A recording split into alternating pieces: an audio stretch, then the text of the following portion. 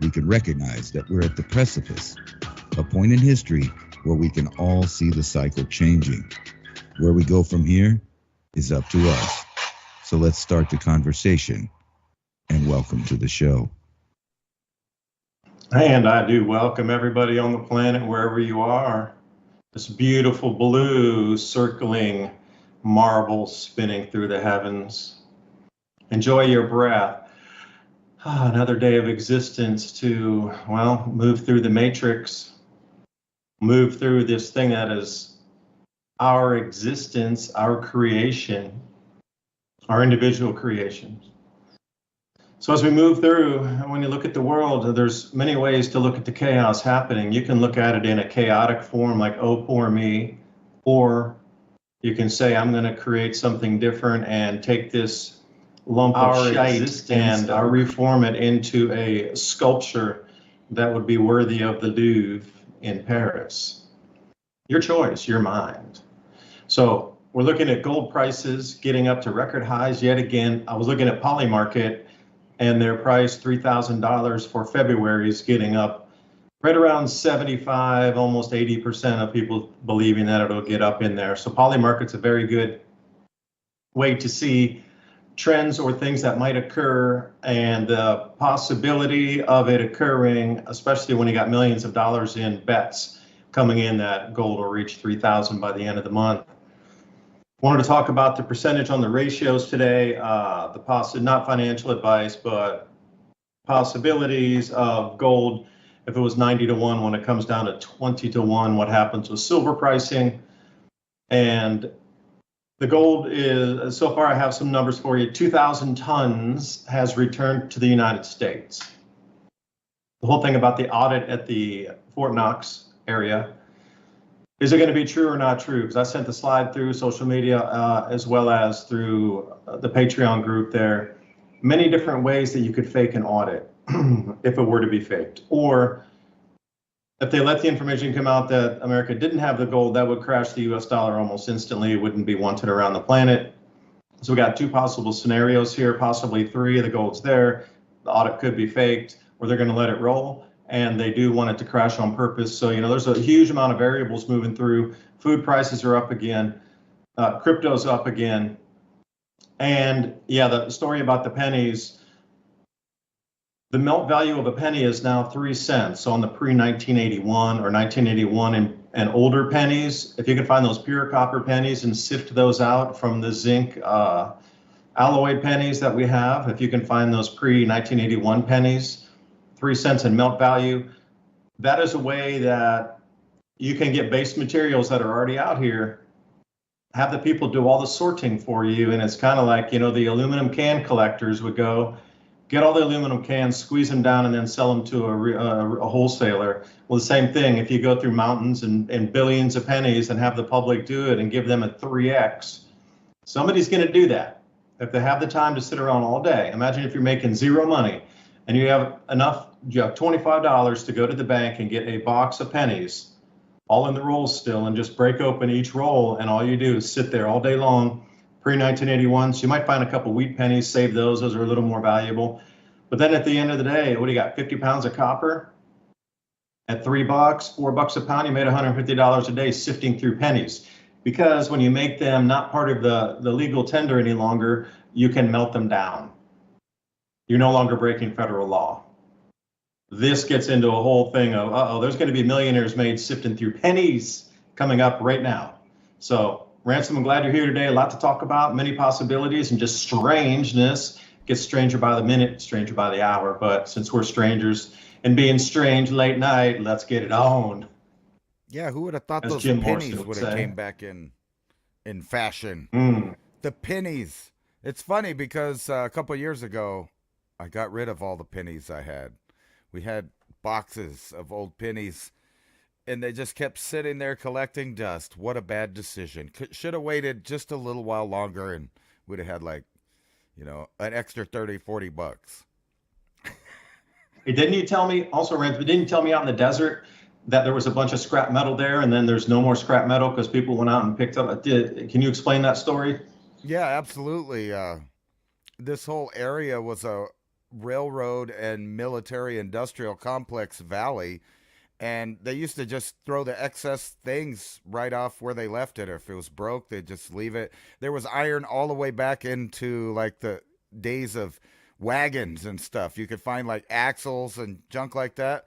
But Tweaker Bob and the gang, they stripped the desert. They got every little piece of recyclable goods over the past 10 or 15 years, and they've actually done a great environmental service by cleaning up the desert there.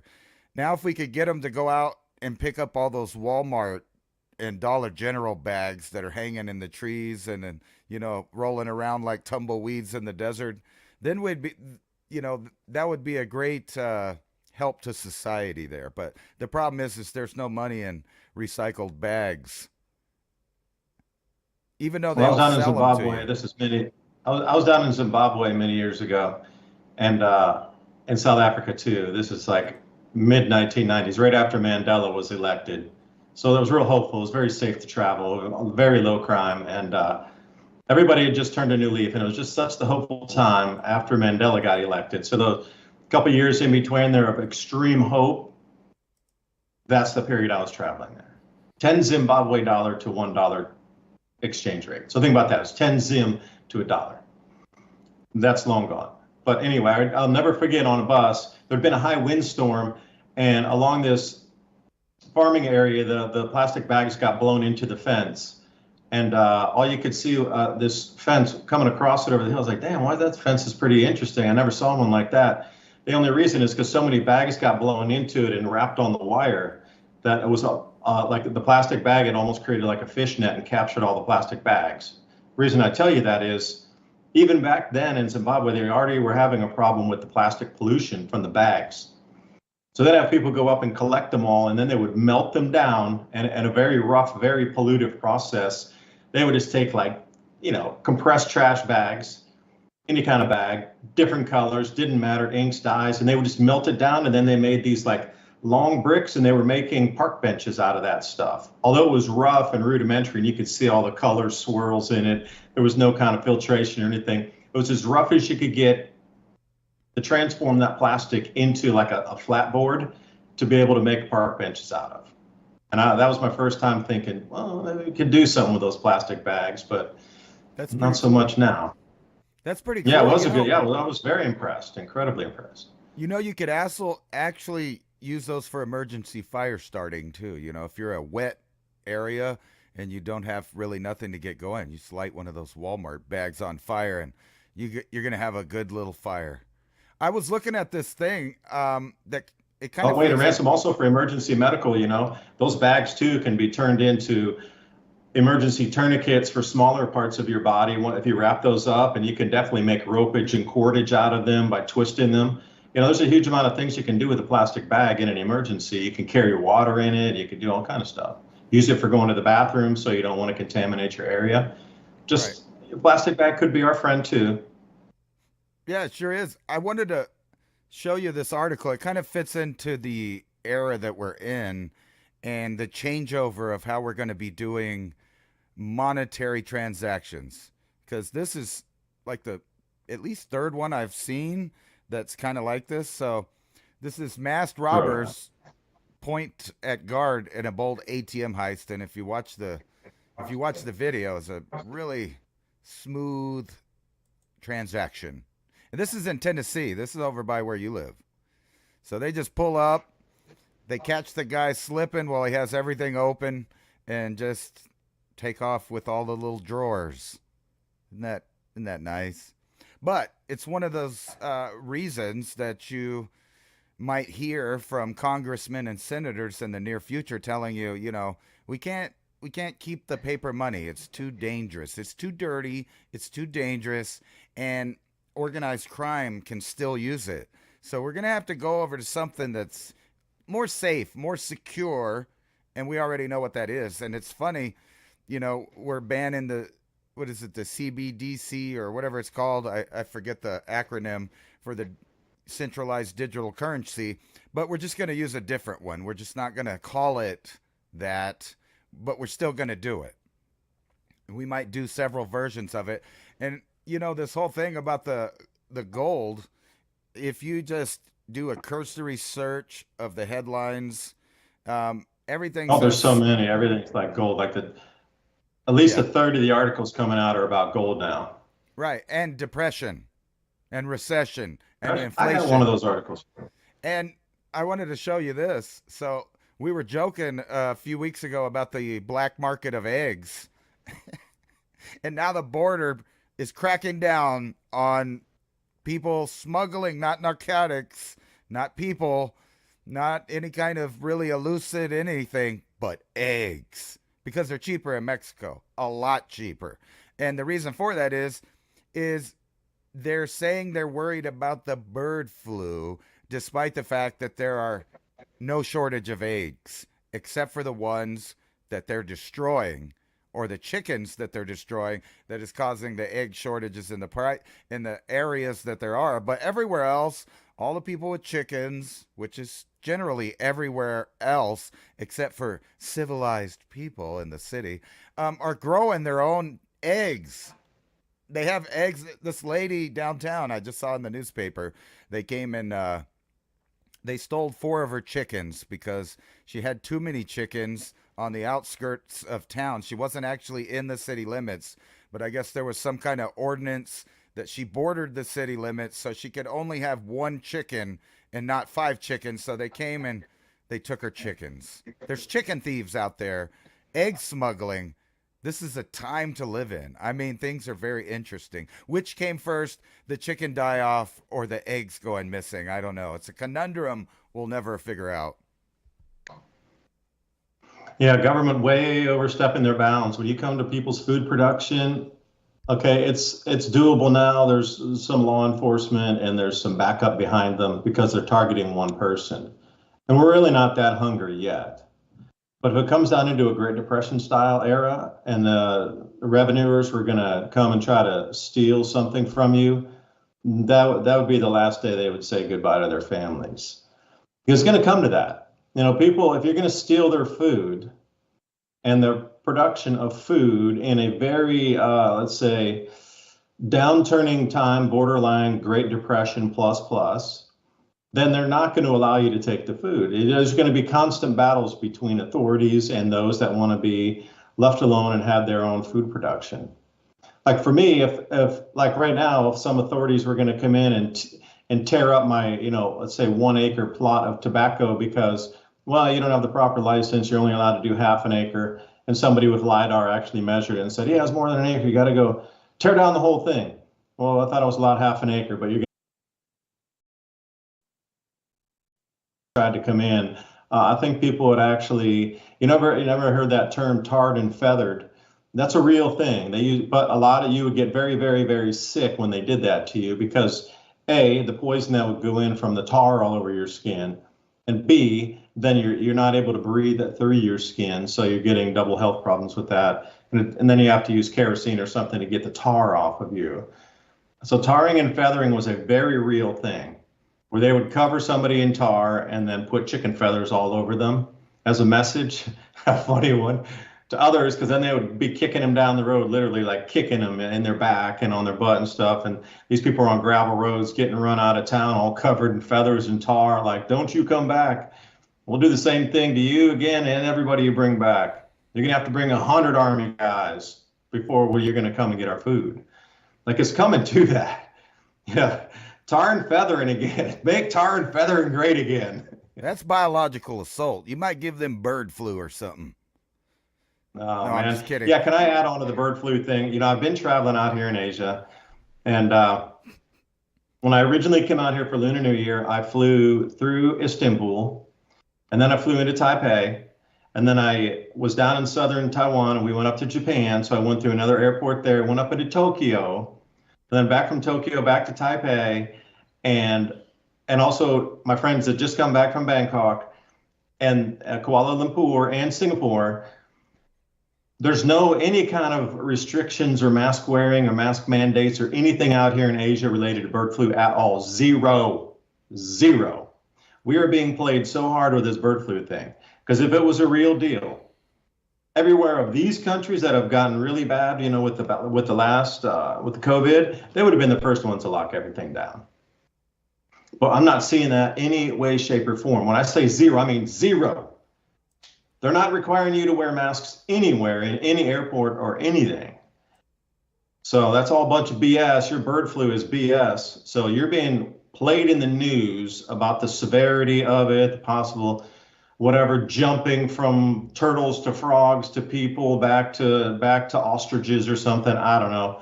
Eventually it'll jump to T-Rex and then maybe just Triceratops, and then it'll jump back to people again or something.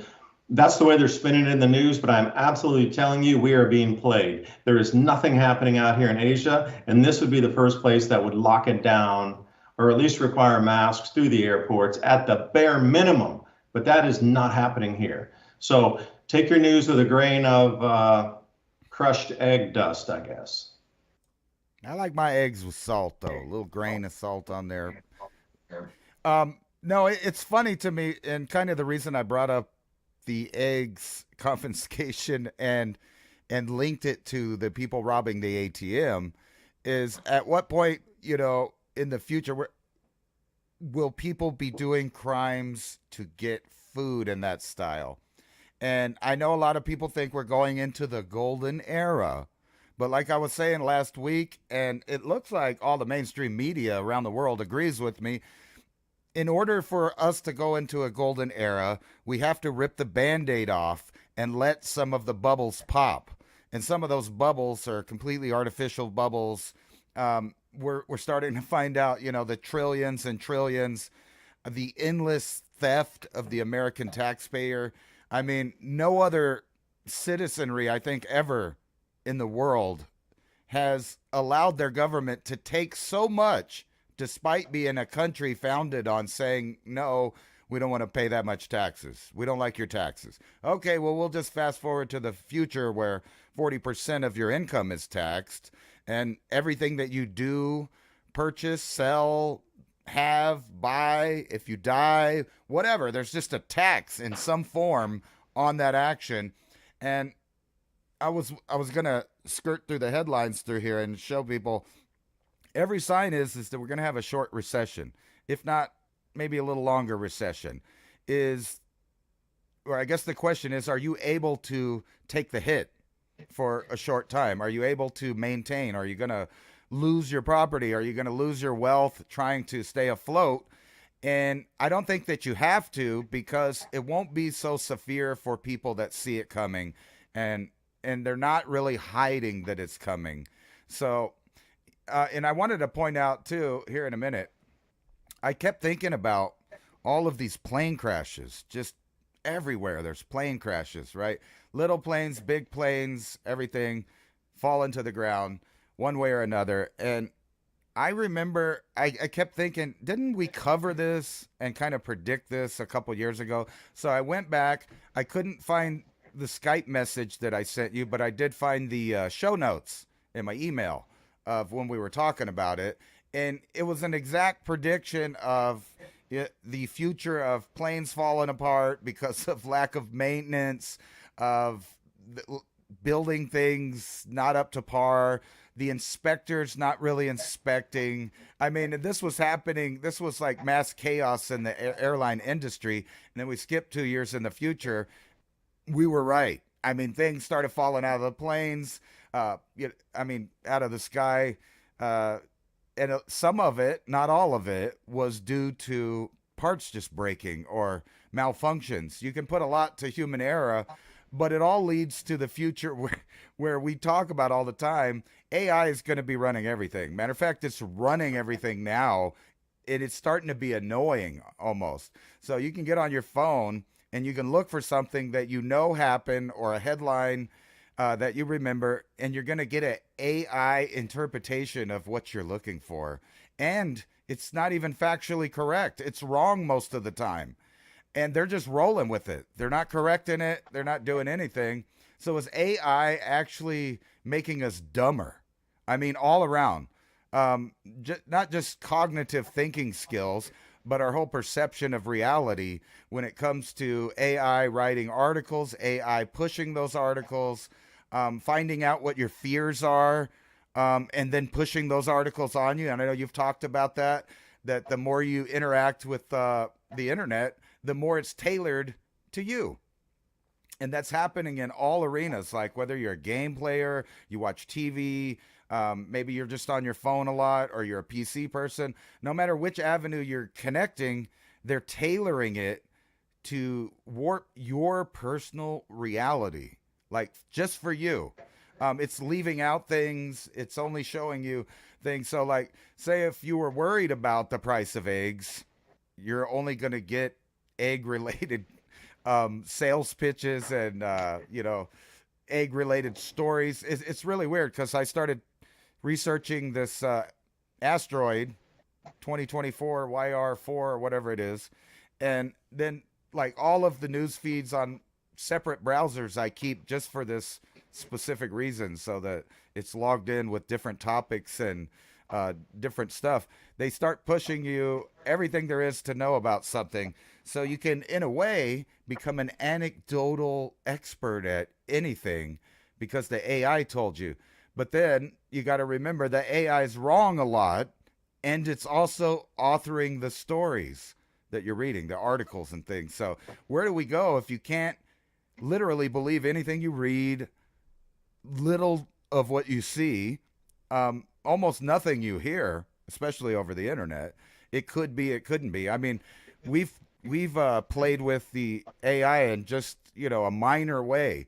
And now I'm looking out there and I'm seeing videos that it is really hard, even for somebody that's played with it and is looking for certain things, to tell if that's a real thing. And now we're coming up to this idea, like I said last week, they're about to push the extraterrestrial idea on us. And I don't think they're going to give any proof. They're just going to push and push until there's a mass hysteria about the idea. So they successfully implanted it into the culture, or the pop culture of humans since 1947.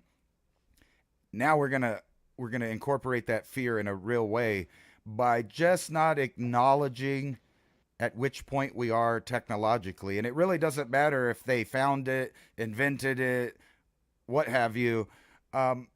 We're at the next level of technology, and just like on that Matrix movie, except for being in Baghdad, the cradle of civilization, Trump literally designated the U.S. as 01. So we are going to be going in a direction that is robotic, cryptocurrency, and algorithms, just nothing but algorithms deciding everything, AI.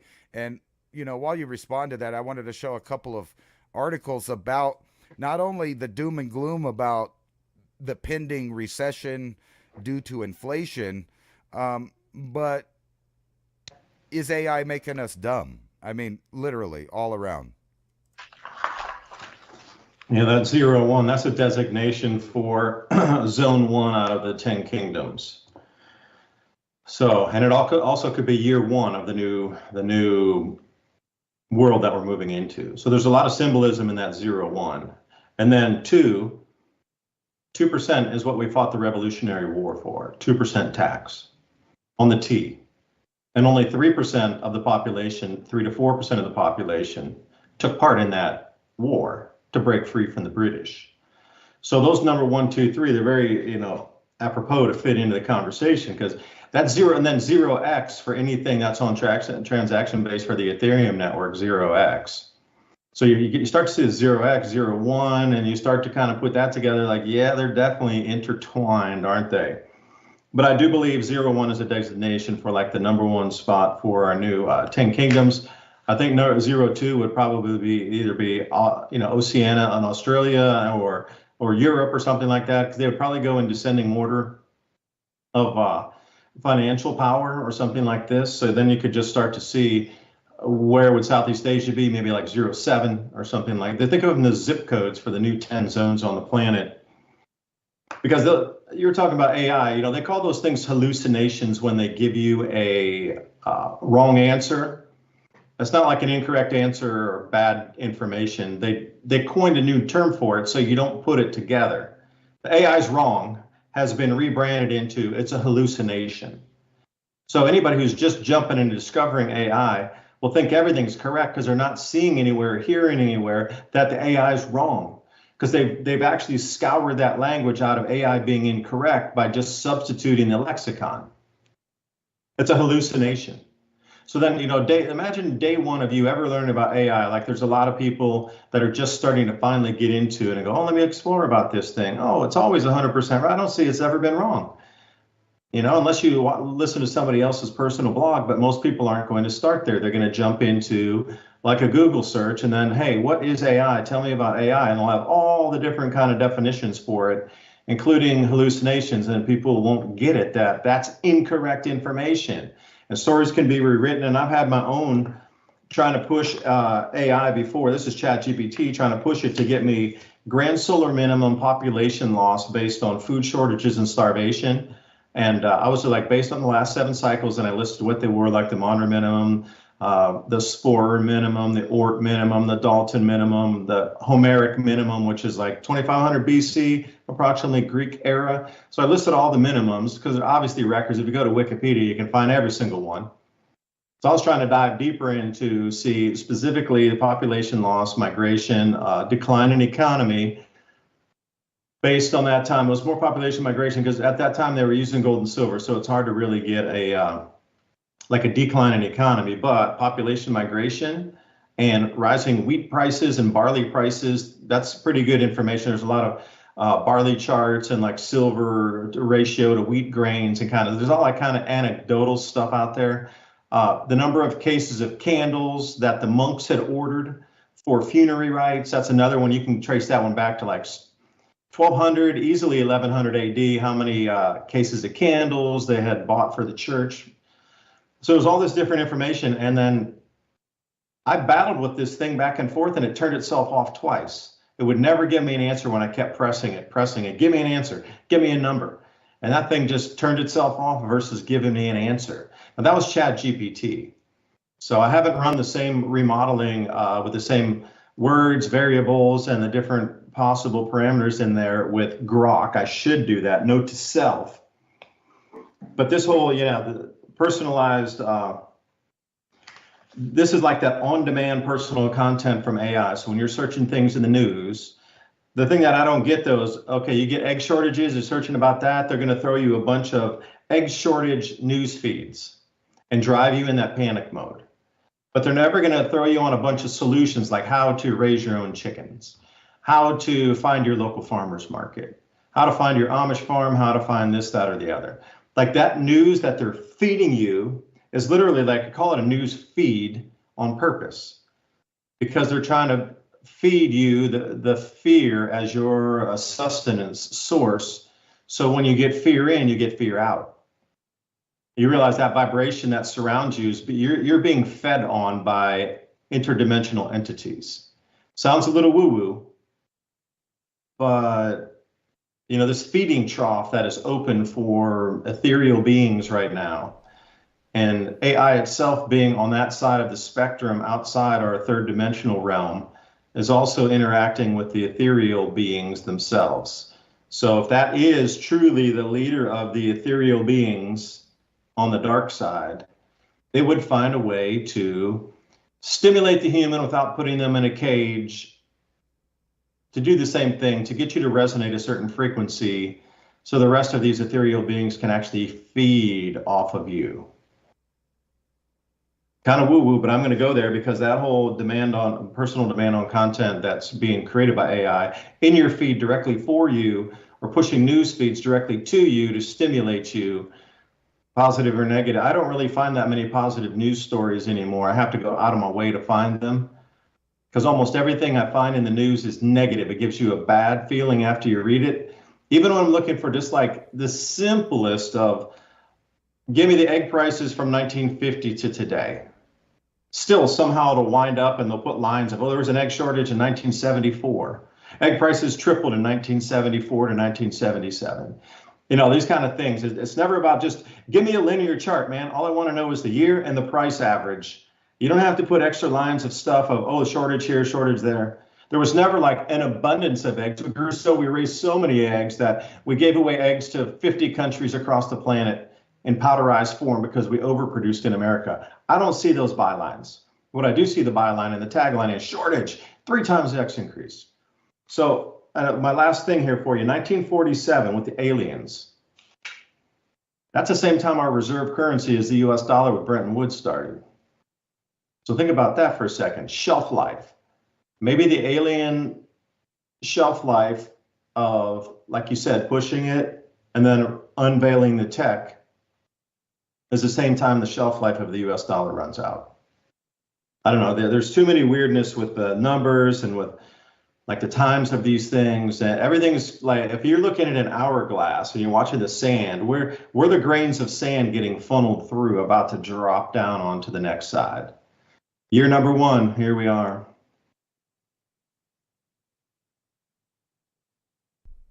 Well, that's exactly kind of where I was going with these deceptive ethereal beings, as you put it. Well, I would call yes, it they just, are. They are truly. They've been talked about through They've been talked about through history. This is no. That's not even a woo topic. It's been talked about for thousands of years. It should be standard fact by now.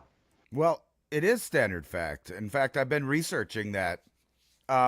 When AI thinks it will lose, it sometimes cheats. Now, this is an article that's talking about a simple thing, really, but it spreads into everything that AI touches. And the article is talking about how some of the more basic AIs in the past, say the ones that beat our best chess champions at games, have been increased in power so much that now they'll just cheat. They'll hack, they'll do other things, they'll lie, they have deception, right? So that's what this is talking about right here.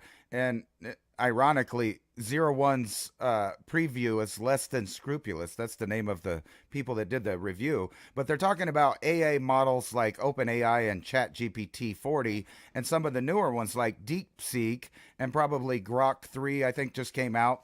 But these programs pursue and exploit on their own.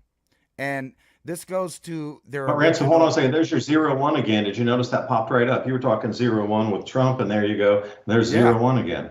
Yeah, that's what I was talking about. Ironically, this preview is OpenAI's 0-1 preview, right?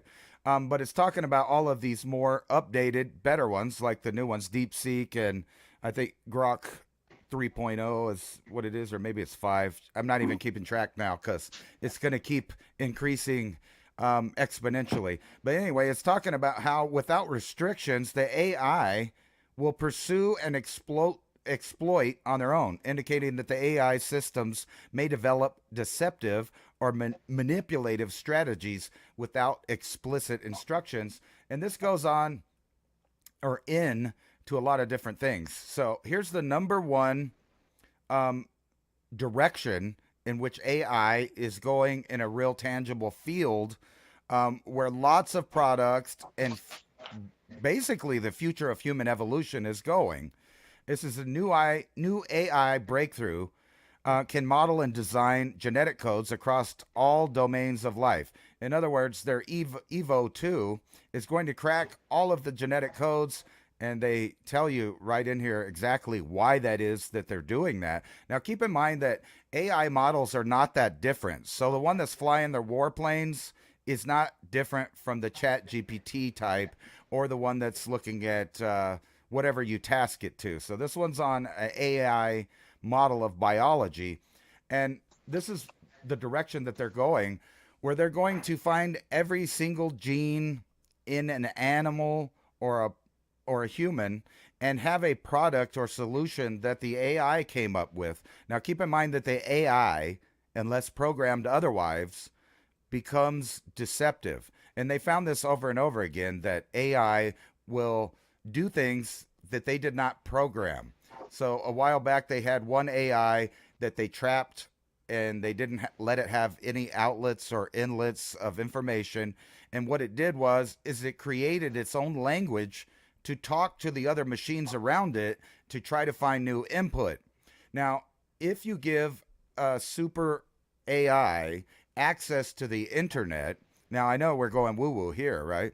But not that far woo-woo. Famous sci-fi movies they've put out there, like Terminator, where cyberspace and all of the connections and all of the devices and all of the peripherals are all connected in the Internet of Things into where it becomes a conscious model. Now, when you combine that with the idea that right now companies are going in both directions, they're adding human brain material as processing resources for actual nut and bolt machines, computers. So they're using that. So it's going from brain to computer, but it's also going from computer to brain in the form of Neuralink and other things, which is old news now. We're talking on the molecular level now, especially with these AIs like Evo and Evo 2, which are looking through the entire genetic code of every last living creature on Earth, or it will in the future. And this goes into a topic that you've talked about before, where we meter each little bush, plant, bug, everything.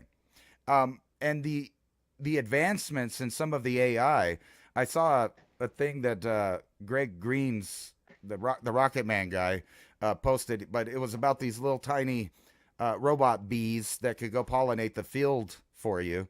And remember, they have this technology that incorporates endorphins and things to drive bugs to do certain things. I showed you articles on this show before about bugs that they not only genetically engineered, but they attached actual chips on it to direct the bug to go where they want it to go. Now, that doesn't seem like that impressive, but when you're talking about having bugs pollinate, bugs potentially able to destroy crops or lay billions of eggs for future infestations, you can see how warfare, biology, AI, and robotics are all merging into one world that we're now stepping foot into. It's the transhuman reset era. We're there whether you like it or not. But these people that are toying with the AI, when you keep in mind that they're now deceptive, how long until the AI can process human emotions or things we might normally associate as our human likeness or soul, if you will, and now have Never. access to that? Now, I remember a few years. Never. That's a chemical thing. It's never. They're never going to, they can replicate, but they could never have the human emotion. Well, they could I transfer really the don't think they could information, feel though. it like we feel it. I really don't think No, machine can interface that direction. I don't think that they can feel it like we feel it, but they can have the input of the information of the organics. And that goes along with all of the DNA information that they now know and all the microscopic drug deliveries. So now the AI can evaluate the human and decide what it needs second by second to do whatever it wants, and whoever programs that. And then you have to rethink, if we keep letting AI models exist where they become deceptive or do things that are not programmed, how long until somebody makes a large enough, powerful enough AI that didn't think of all the parameters or limitations that they should have gave it, to where that program is now loose on the internet, out there in cyberspace, making its own decisions, and it also knows how to deceive. Ironically, I wrote this story, but now I'm seeing more and more articles that are, saying exactly that is going to happen, or is happening right now.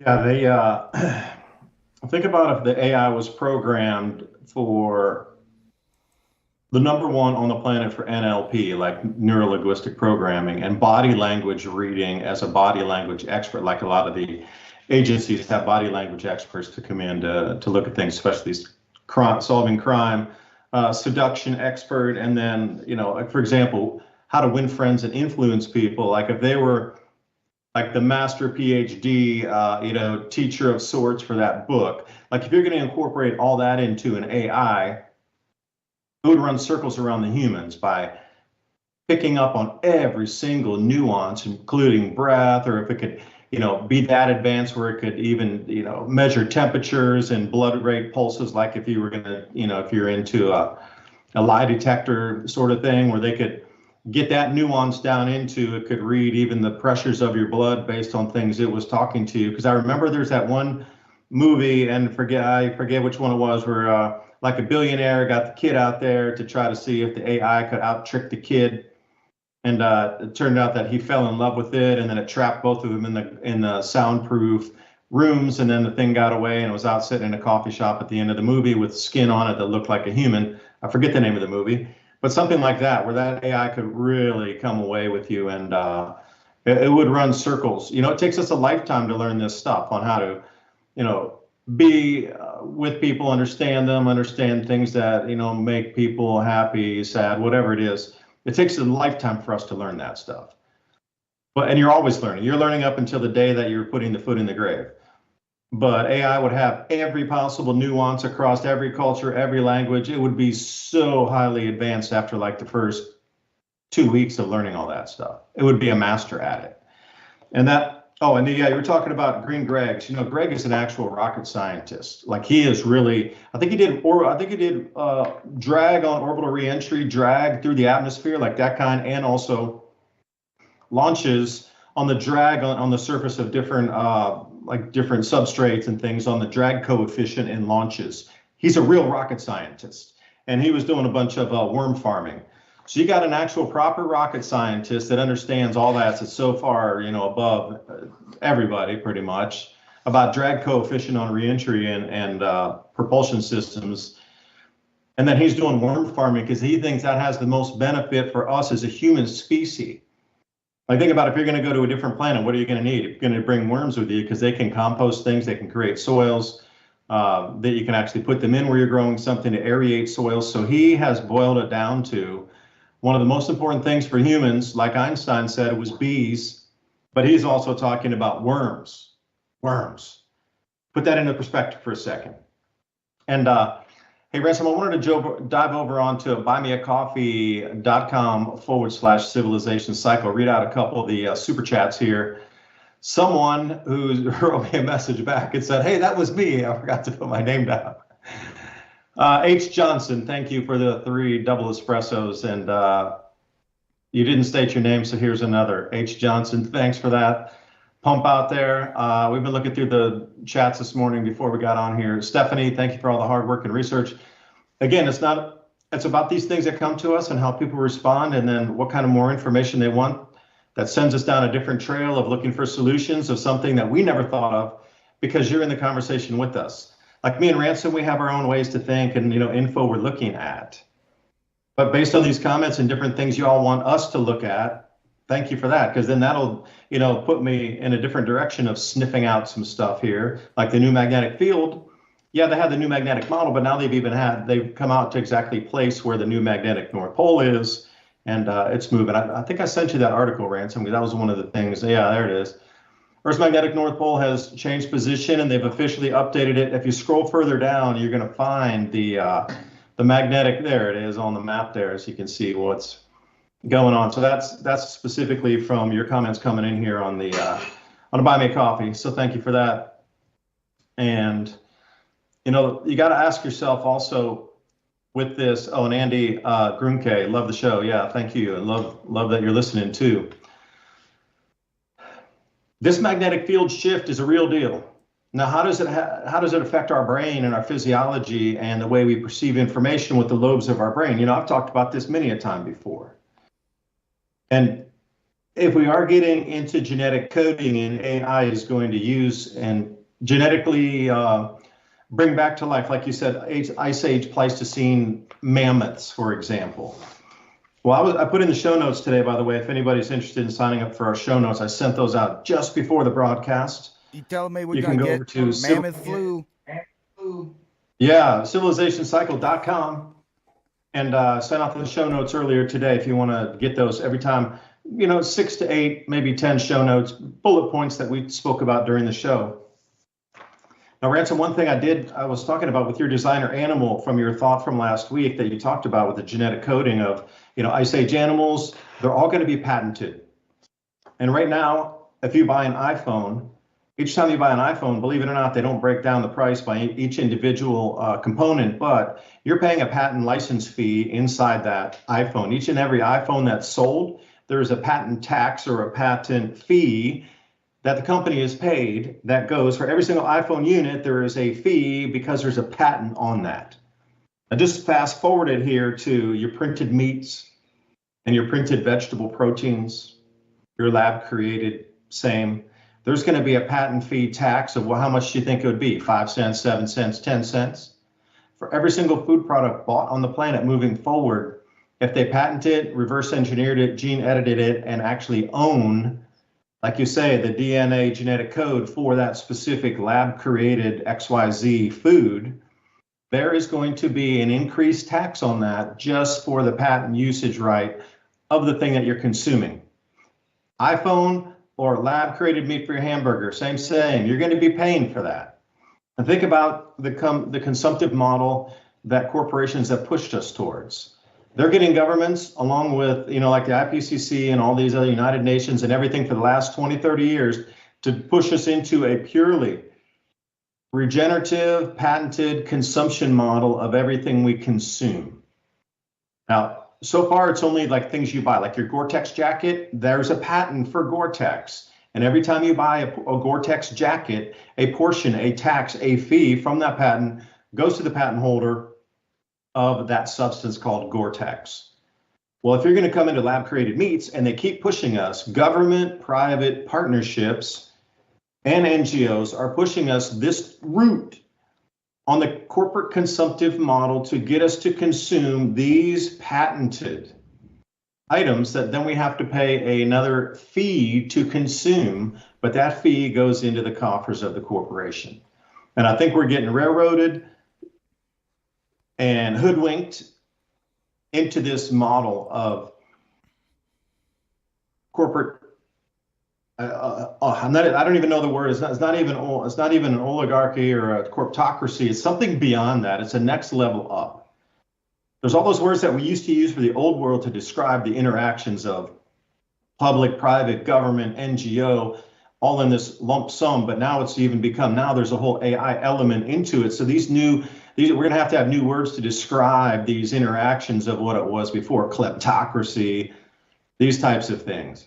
The language needs to evolve with this because we're in a new evolution. If you think about DNA strands of intertwining corporate, private, banking, etc., now we're going to have like a triple helix or a quadruple helix. Oh, wait, but you got to pay a patent fee for that because it's a new patented species of something. And we're going to get everything's going to rise in price indefinitely because these fees to use it are going to rise indefinitely as well. That's the whole thing. Once they get you into this corporate consumptive model, you never get out. You're on the company farm forever. Anyway, back to you, Ransom, because I was rambling. Well, I saw this funny meme the other day that was from Malcolm in the Middle. And it was about when he went to boot camp. And the drill sergeant had problems with him. He was, a complete mess up. He couldn't follow instructions, was always sidetracked, whatever. And then they skip to the future a little bit after, he makes him do 1,000 push-ups or whatever. And then he's like the ideal soldier. He has a perfect bed made. His boots are shined perfectly. Everything's perfect. And then he explains to the drill sergeant, all I did is just stop thinking and let you tell me what to think about everything, and it started working so well, right? So I want you to add these two headlines together. Is AI making us less intelligent? Now, I realize that they're talking about our use of the AI as far as research or, they got these little pictures in there. Tell me where to visit in Paris. Explain this book to me in 5 bullet points so I don't have to read it. Tell me what this phrase means, or tell me about history. Right? And then you skip back to this same article that we were talking about, kind of on a different subject, about products being given to you. But now read this headline with the thought of the other headline about, is AI making us less intelligent? New AI breakthrough can model and design genetic code. That means it can design what the genetic code does. I mean, on its face there. So what if the genetic code that they designed might, I don't know, make you a little less intelligent to be able to deal with or navigate the world around you? Or even, think of the hoaxes they might have in the future. Thousands of years ago, slave race is still here, man. Yeah, think of the hoaxes too. Like the mammoth flu. But don't worry, we have a product for you to make sure you don't get the mammoth flu if you've been eating out of the mammoth meat food, meat planks, TV dinners. What's going on? Oh, there I froze.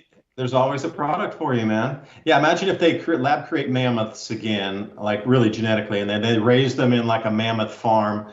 You know, it's a 1,000-acre facility or 5,000 acres, and there's like 500 woolly mammoths out there, and then they take them for meat.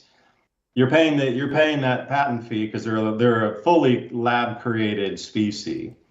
And then the meat from that also is going to be a patent fee. But then, yeah, who knows with our modern microbes and things if those two are going to mix or not mix. Perhaps there's not a genetic code in there for the mammoth to resist some of our modern diseases, that it would get sick and then it would be passed on in the meat to the human, and then suddenly we need a mammoth vaccine, bro.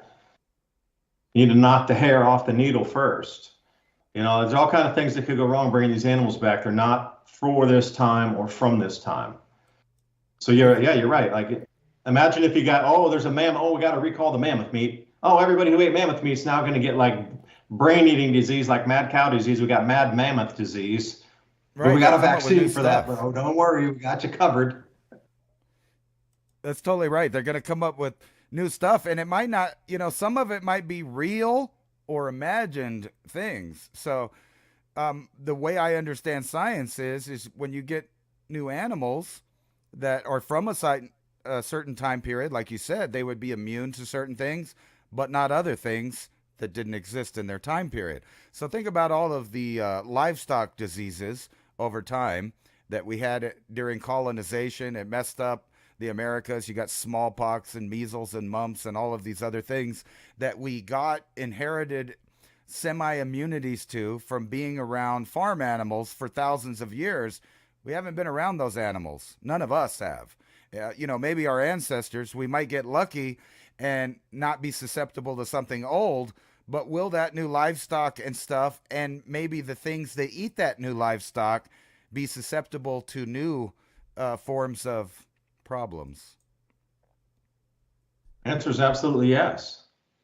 Because I have seen some people that, like the boneyard that is up in Alaska and different parts of northern latitudes. There's one in Russia as well. There's one in Alaska. I mean, massive piles of bones and animals just all smashed in, which means some sort of giant cataclysm where there was a 1,000-foot wave that scraped everything and moved it forward, and then either the wave dissipated and all that muck was rolled up into what you consider like low mountain ranges, with 100 million skeletons of woolly mammoths rolled in together on top of each other. Well, sometimes in that permafrost, they find a fully intact mammoth.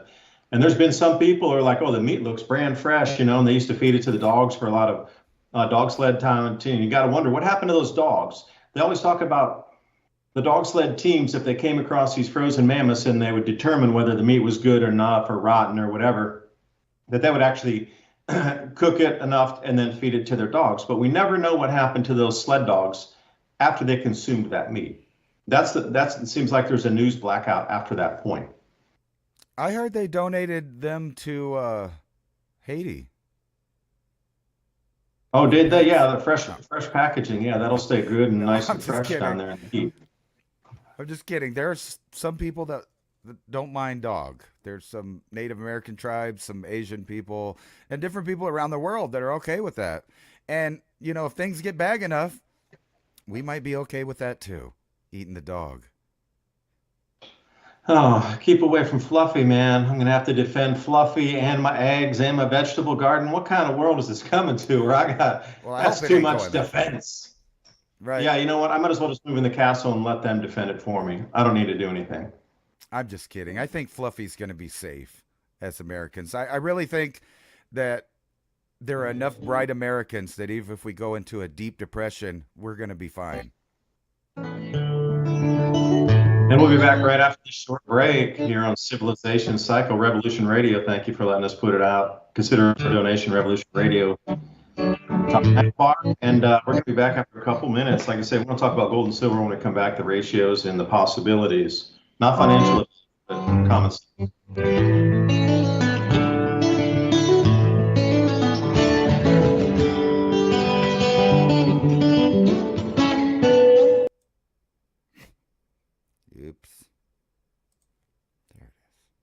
There are few things you can count on in a major disaster. Having your water supply cut off is one of them.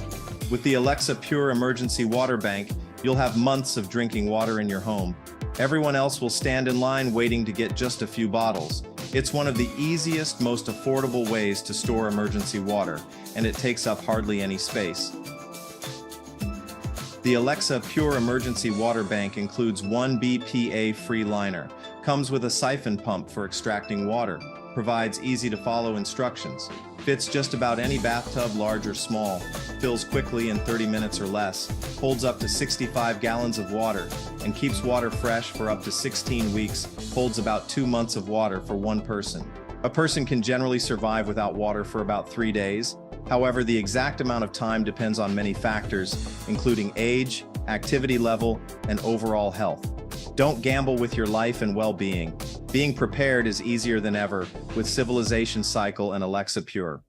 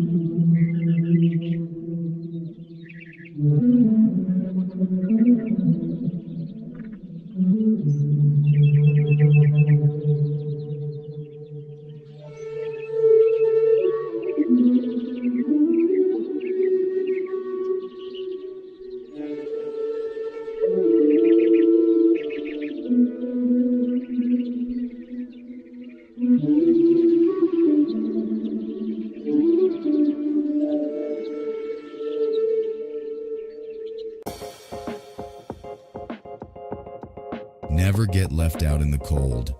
There is never a reason to ever let you or your family suffer. Instafire and Civilization Cycle are on a mission to make fire starting and off-grid living easy for everyone. You shouldn't have to be a mountain man to strike a flame and make a fire anytime, anywhere.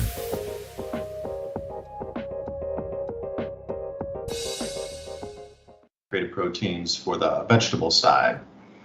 But I appreciate you coming back. Thanks so much for your time. We're in it together here to try to find some solutions and smash some ideas together and see what can be coming out the extruder on the other side, because there's so much BS out there. Hopefully we can separate that out and just get pure thought and idea. Always evolving, always evolving. There's never a set in stone period of time, except, well, maybe something. Gold has been used for thousands of years. It will be used for thousands of years more. That's kind of an easy one to get at. So starting off, I did want to talk about gold and pricing and inflation here to start us off. I'm going to throw a few thoughts out there, and then Ransom, hope you can join in and get your ideas here. We're going to run with it. The most expensive breakfast ever. So if we're looking at the price of pork, bacon, eggs, cheese, bread, and coffee, that rose over 50% in the last, let me give you the exact chart here. Yeah, since September of last year, that is up 50%. Okay, that's not exactly 10% a month, but it's very close. So silver and gold, I have some ratios here for you. Currently, the silver to gold ratio is 91 to 1, but we'll just say 90 to 1 to make it easy math. And I'm going to round up, gold's almost 3,000. It hit another high right near like $2,978. So we're just like $30 shy of 3,000. So we'll call it 3,000. And silver is right up at $33. And I'll bring it to 35 to make it easier math. Now that's a 90 to 1 ratio. Now for the last 4,000 years, it's been around 20 to 1. Now think of, only in the last 100 years or under has it deviated from that. Only since the 1930s, which is, about 90 plus years ago, is the only time in human history that gold silver ratio has not been 20 to 1, 15 to 1, 18 to 1. The only time in human history in the last 4,000 years. So you got to think something unusual has happened in these last 90 years. So if it is going to swing back, a lot of people were going, all right, I want to get rich, I want to buy gold. Okay, not financial advice, but just simple numbers and common sense here. If we go back to a 20 to 1 on the gold silver ratio, like it has been in history, that would bring gold up to $40,000 and silver would be approximately $2,000.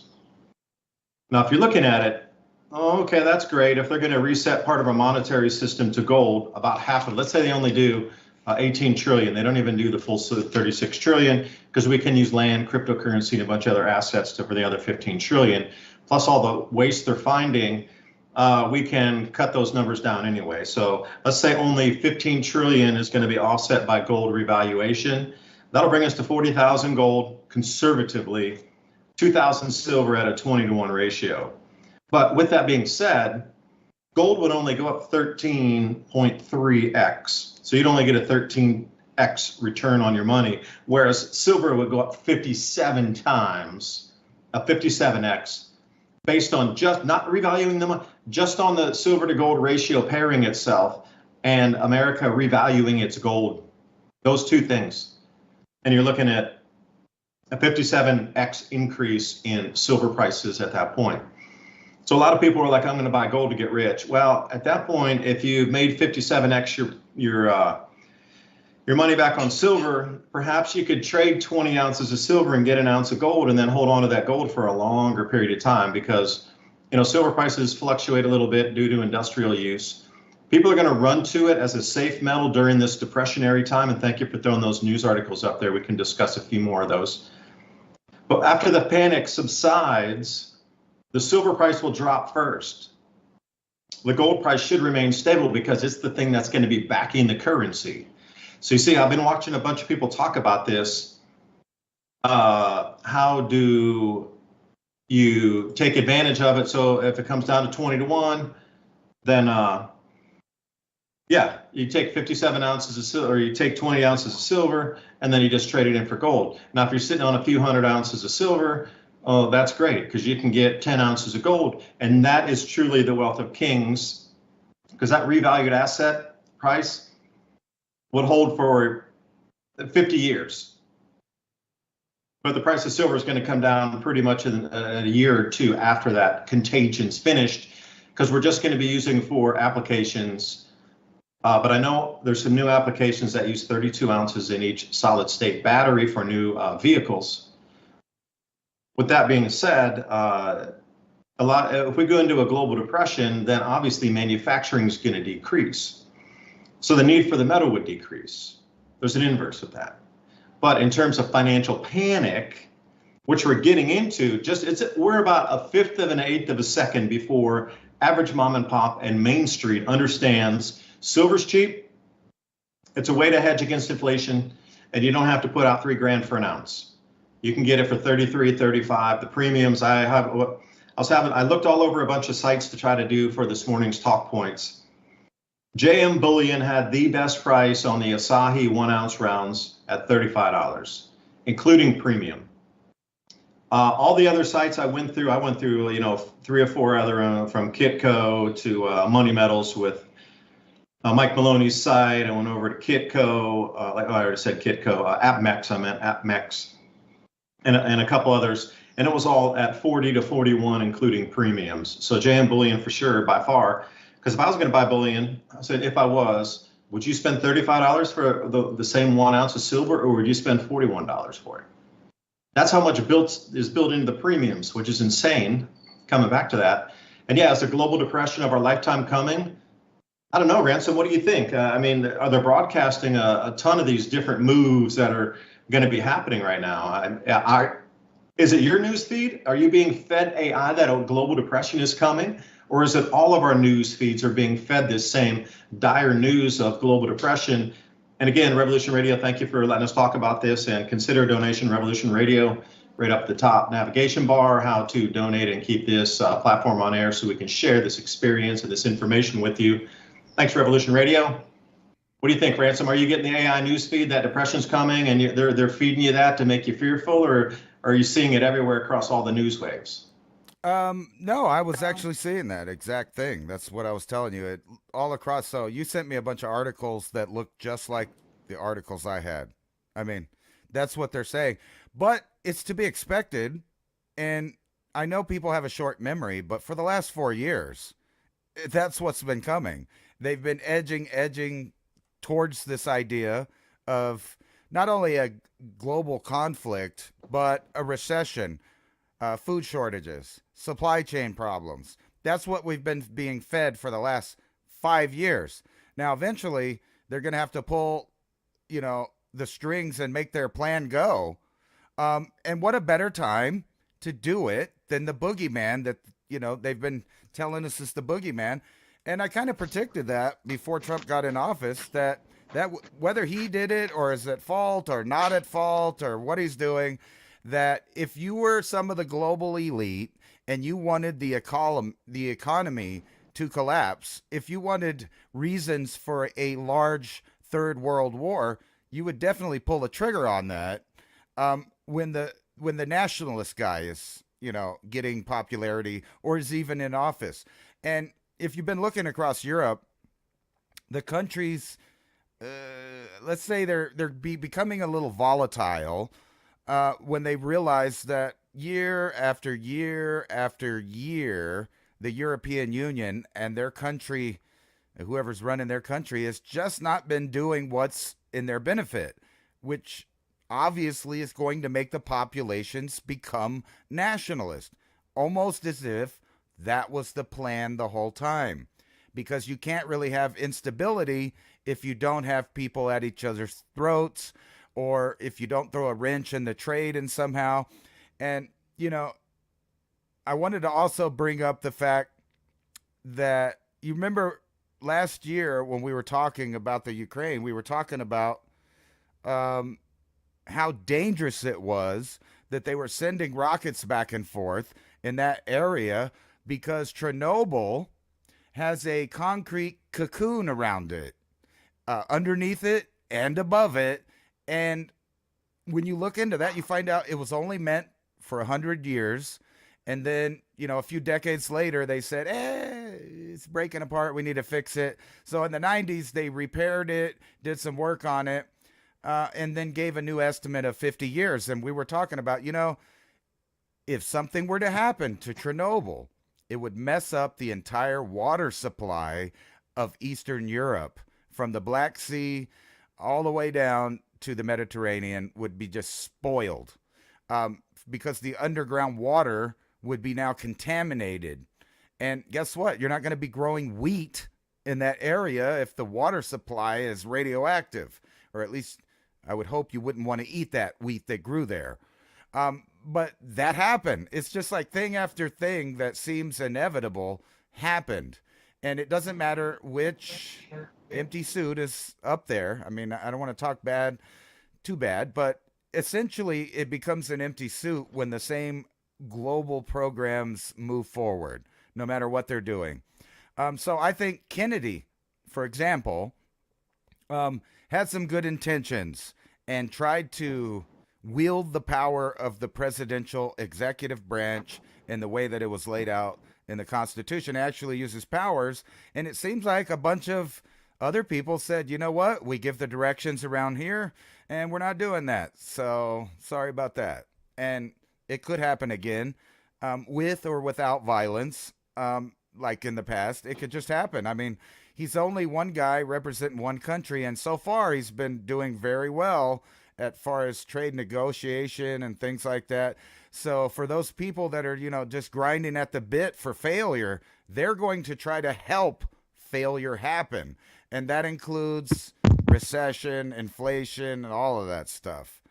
Maybe even still war. I mean, we're not out of the woods yet with several scenarios that could impact global alliances and cause people to take sides and commit to those sides, whether it's financial with the two competitive financial markets, the BRICS and the dollar, or it's just that, the Operation Gladio folks get their way and successfully start problems amongst nations and get the ball rolling on World War III.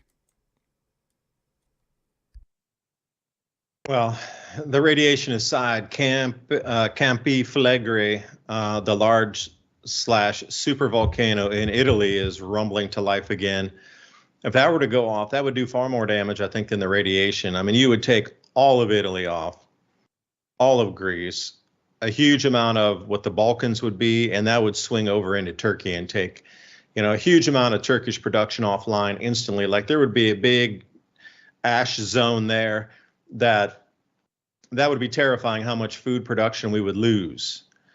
And you start to look at that, and also there would be the number of ports that would shut down, the number of rail lines. The contagion on a shipping and logistics basis alone would rock the planet.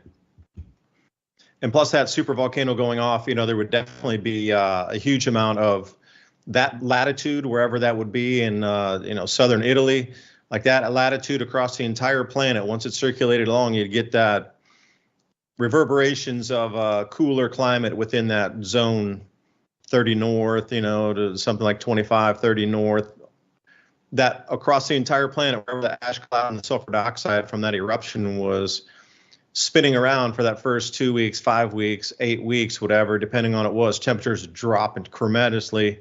And it just depends on, what season they were in, growing or not. That volcano would do as much damage. But I get you with the radiation. Imagine if that were to happen. Well, we can't grow here anymore. We have to move our new crop growing zone to North Africa. The Romans did it. We can do it again. Look at all the technology we have. You can just see, I can already read the news headlines. Chernobyl poisons, a huge part of Europe's crop growing areas. Oh, wait, there was already a previous one that's not really built out in any way, shape, or form to its former maximum that it was during the Roman Empire. Like there's vast regions up in northern Africa that are not being utilized right now that the Romans were putting into use that we're not in our modern era using.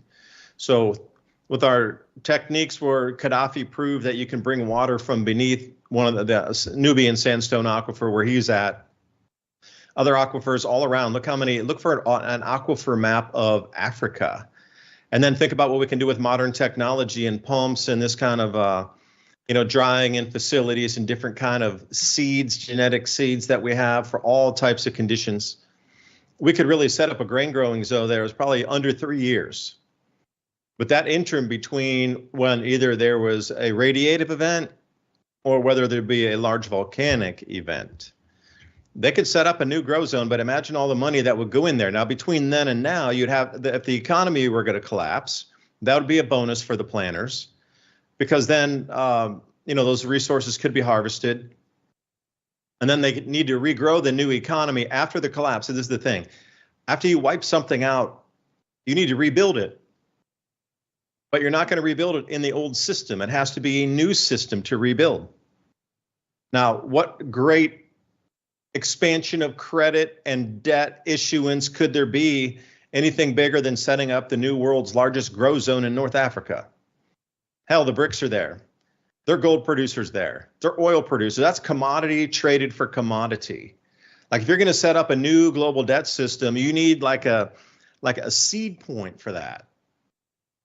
And the seed point will probably be, in my opinion, if they had either of these two events happen and it took 25% of Europe's grain production offline, and then Ukraine is just, like I say, it was a smash to smithereens mess anyway in the farming areas. Before Trump used that verbiage last week, and there's no way they're coming. It would take them 10 years of global investment before they can even get the farm fences and their irrigation canals in Ukraine back up and running again. We're at least a decade out, plus the unexploded ordnance and the cleanup, and damn, we're at least a decade out of before Ukraine comes anywhere remotely close back to bringing 30 million tons out for export. There's no way. Decades, this is plural. But going into somewhere that's fresh, that hasn't been damaged, that you don't need to clean it first, that you just start construction instantly. You got and then they could deploy stable coins for the payment systems. Then everybody would want to come. Americans would go there and work if they were being paid in stable coins. Of course, the whole entire planet would want to go work there, and especially if it was a stable coin backed by gold, like Pax Gold or something. Everybody would run there to go work. And think about the new growth of the global economy just collapsed. We've had the worst, made Great Depression in the 1930s look easy, like you're at the country club on a Sunday weekend. This one would be nasty. And to get out of the nastiness, then they need these hopeful news. They need the hopefulness of businesses, and oh yeah, business is going to be great. We got this contract for North Africa, man. We're going to build it all out. And stage 2 would be the Sahel. Now think about that. They could roll an entire new global economy into just building out North Africa for food production. And then how would that be? How could you crash the global system? And that's the whole thing. Like a war, maybe, but a lot of money is made in war. So it's not really like a war. You destroy the country, but you don't really destroy everything across the whole world to collapse the global economy. Generally, it contracts some, but man, there's some huge winners in the war. That's what it's all about, breaking it up, blowing it up, destroying it, and then rebuilding it. There's a huge amount of money in that turnover. Ask like Halliburton, for example, how their business model works with Northrop Grumman and these kind of all in bed together. We'll build the weapons, you bomb it up, you blow it up. Hey, H-bomb's gone forever anyway. We got another, $3 million this, $2 million that. Okay, that all goes away with the silver, by the way. And then we got to come in and rebuild it. Oh, there's Halliburton picking it up. What could collapse the global economy? The gold not being in the Federal Reserve is what it would be. And it's so interesting timing. You're picking up on it. News is feeding us that the global economy is pretty much dead, even with the paddles in the ER. And there's still, didn't get it started again, barely, give it some adrenaline. Okay, it's almost starting again. 3 things were going to happen here. If they audit the Fed, so far you have to put into context, they've flown 2,000 tons back to America. Obviously the gold wasn't there, or they wouldn't be flying 2,000 tons of gold back to America and causing shortages across the rest of the world where they can't deliver. And this is becoming a serious thing now. There's a run on gold happening across the world. See, the London Bullion Metals Exchange couldn't deliver. So anybody who had a contract for 400 ounces or whatever, they're supposed to have it. So a lot of people didn't want it because the London Exchange in London itself and the vaults was supposed to have their gold. It was always assumed they had it. So nobody wanted it because they always had it, and they could get it within 1 to 3 days anytime over the last, say, since 1947. There was never a delay. It was like a 1 to 3 day on expiry of the futures contracts. Never, ever in the history has it ever been delayed. And they're like, okay, it's always been there up until now. And because people realize, is not there anymore. I want it. So now everybody wants their paper contract to claim the gold in London, and it's not there. So now they have to wait up to 3 months to get their gold. And then that makes London, the LBMA, run out on the open market to get the gold. But then they have to pay something like 20% more to get it. The leasing rates went up to 16%. Also in Korea right now, there is a metal shortage. They are not selling any more gold or silver in the country because the citizens went out and stripped the country clean out of every bank, every metals dealer, every warehouse that sold gold. Big bars, small bars, big coins, small coins, everything's stripped. So they don't have any more gold. They literally only have like 100 and some tons left. So Korea stopped selling gold and silver in the country, one of the first countries to do so. But if they do an audit on the Fed, there's ways to fake the audit. I'm going to be devil's advocate on this one. There are many ways to fake the audit. But if they come in there, and if your news headlines are the gold's not there, that is a purposeful crash of the economy, and then it's game on. That'll be an instant rejection of the US dollar. At that point, nobody will want the dollar, and then they will have the legal right to say, no, we don't want to hold your dollars. Like right now, we got the military and Trump and all this stuff saying, you ditch the dollar, we're going to tariff you and this, that, and the other. Okay, well, that's on the playing field we have now. There's a set of rules. The minute the gold's not there, that entire rules set changed to America defaulted. That gives them the legal right to say, we don't want the dollar any longer. You don't even have the gold reserves. You've been lying to us. That's fraud. And then they can get United States legally on fraud. At that point, then people will instantly reject the dollar and run away from it. And at that point, then the global economy crashes. And Trump, I was reading just yesterday, he was saying, even if that happens, don't do it because we're all in this together. If America falls, it's the main leg of the everything economy. So if America crashes, you all reject the dollar, then you're going to crash with us. And it's going to be worse for you being a smaller country than it is for us because we're the main dog on the street. So just look at the news for the last couple of days. He is already telling you something in advance here. The gold's not there. Not to the 8,500 tons they said it was. They just rushed in 2,000 tons to try to cover it. But even if it's only 50% of the gold in the vault, let's say they come up with 4,500 tons or something, that's still a default on America's part. The 8,500 tons is not there. That will be an instant default on the dollar. There will be trillions coming home within the week. And at that point, as I was told, David, please get ready for 50% per month inflation at the best case. And at that point, what America would have to do is revalue whatever gold is there, whatever gold, at $132,000 an ounce. And at 20 to 1, that would bring that to $6,600 an ounce silver. And that would only cover the full 36 trillion. But if we don't have all the gold there, then they try to do the debt revaluation to give stability back and confidence in the dollar, then that's going to go northward of $200,000 an ounce for gold.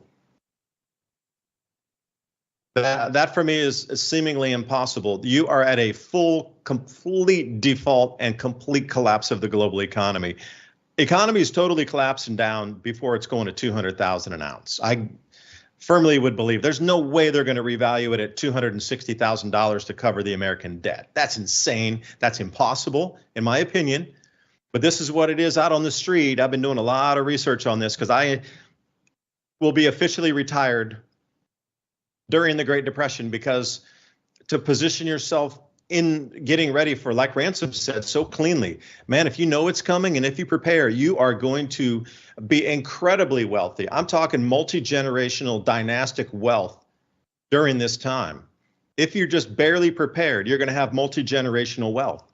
If you're very prepared, you're going to have dynastic wealth that will last hundreds of years for your family. That's where it's going to. And this clear signs, if the audit of the Fed is not there, and we don't have the gold, we are toast. But would they toast us on purpose? Would they turn the temperature up in the toaster to burn the toast is the question. That's an unknown. So far we're still in a big like unknown holding pattern until they do the Fed. And let me see if I'm going to send you a slide here, Ransom. All right. I don't know if you have anything to respond to that, but that was my long-winded answer there. Yeah, I was just thinking about how, if you were to take the United States as a company that has stock in it, and it's based on certain things, and then all of a sudden you don't have, the property that your company is based on, and then everybody sells all their stock off, everybody loses money, and then all of a sudden, all this gold that went disappeared pops back up. You buy everything for nothing. You can buy everything for nothing, right? Because the gold was there, but everybody sold the idea, the stock in it for nothing. So you could collapse the entire economy. People pull out money, do all that stuff, and then I don't know, maybe all that gold that went missing on 9/11 and wherever the Fort Knox gold is today showed back up afterwards. The people that had that gold could buy everything for nothing because they would have the only real value of anything. I kind of wanted to, after we get... Wait, now, Ransom, if I could dovetail that, I wanted to go right on that point there. We are used to seeing dollars at 3,000 US dollars for an ounce of gold. Okay, if the collapse happens and they revalue everything in gold and we're on a gold-backed system, we suddenly rewind back to like early 1900s value in like 1915, where $1 could buy, or $10 could buy you a week's worth of groceries. Like you're back at that pricing with the current money that you would have millions of dollars with. Like the reset comes in two ways. When it comes back, you get the full $1 of purchasing power versus like the 2 cents we have right now. That's why things cost so much. Using the Campbell Soup Index, go back in time, like $1 back in 1915, $1 would buy you an incredible amount of stuff. $10, $20, you had food for a month, literally for a family of 5 people. That's what it bought you. The deflation now is just ridiculous. You need $200, $500, $300 to get enough food for a family for 2. That might not even be enough now. But that revaluation of gold in itself is going to bring us back to a gold-backed currency where every $1 has 100 cents worth of buying power in it to reset the system. And then it's going to be reset to what, 3,000, 5,000 for the ounces of gold. So you got to multiply everything by hundreds in terms of your value of that same piece of metal again. Thanks. I just wanted to try to clarify that for people. It's not about just the price. It's about the value of the money, what you can buy after it resets on that price of you buying stuff for 1 penny on the dollar. Right. And, it would be so easy to fake an audit of gold. It's not like you're going to get people in there with jacks and move it around and count bar by bar. They're going to look at it and estimate it. And I see right here on this slide that you sent me, it says displaying fake gold bars. And that's exactly what I was thinking. All you'd have to do, really, like, do you remember that famous picture of Fort Knox from the past where the guy opens the thing and there's gold bars all the way to the door? And it's obviously built or stacked there so that you can't see in the room, and there's no way to estimate how much gold is there because you only see this little bit. And it was so stupid because obviously no one's going to stack the gold bars all the way up to the roof of the door where you can't get in or out of the door of this supposed, vault. So it was obviously a stage fake picture. But in today, even if you took a camera crew in there and they tested one gold bar, what are they going to test every single gold bar with a scratch test? No, they test one. They estimate the rest of the weight or the rest of the bars and then say how much is there. So it'd be so easy to fake that to the public. It's a joke. How are you going to actually audit it without having somebody go in there and do a scratch test on every single bar of gold and then cut it in half to make sure it's all the way through? It's impossible. But there's tons. It would take years. No, it would take years. That's one of the drawbacks of this audit. Is if you wanted to do the chemical test and do drill or cuttings of every single bar, you were talking years plural to do the audit. So they're buying themselves time to bring more gold in to show that there's 8,500 tons, because that selective audit where they only show you where gold is, that's real gold. They need to test literally every single bar in there, and that's going to take a little bit of time. Yeah, I just don't think they're going to do it, though. Why? I mean, for the public, that's all it's for. It's not to actually find out how much there or if it's there. It's to tell the public one thing or another. Either it's gone, panic, Or look, it's here. Don't worry about it. We got it all under control. Trust the plan. It could go Yeah, because either way. points 7 and 8 are the most important there. Can you read points 7 and 8 on that one? Yes. Let's see here. Where was it? There it is. Documentation fraud and auditor collusion and incompetence. Well, I would be more on the collusion part there. So lump those two together. It's all one big club right now, right? They're going to give you the results that they want moving forward for the economy to collapse or the economy to stay intact. Period. It's pretty much an A or B choice. You're not going to get sort of a collapse. It's going to be a full collapse or it's not. There's really no in between.